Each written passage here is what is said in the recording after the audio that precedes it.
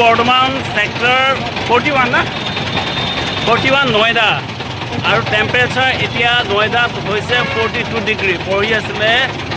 44 আৰু কুঁহিয়াৰ ৰস খাবলৈ ৰখিছোঁ এইখিনিত এটাই কওঁ ডিফৰেষ্টেশ্যন বন্ধ কৰক এফৰেষ্টেশ্যন কৰক নহ'লে পৃথিৱী শেষ ইমান উত্তপ্ত হৈছে এনেকুৱা গ্ল'বেল ৱাৰ্মিং আৰু পৃথিৱীখনক বচাব লাগে আমি সেইকাৰণে কওঁ বসুদেৱ কুটুম্বকম মানে পৃথিৱীখন এটা ফেমিলি হয় তো ডিফৰেষ্টেশ্যন বন্ধ কৰক এফৰেষ্টেশ্যন মানে গছ গছনি ৰুৱক নহ'লে পৃথিৱী শেষ বহুত বঢ়িয়া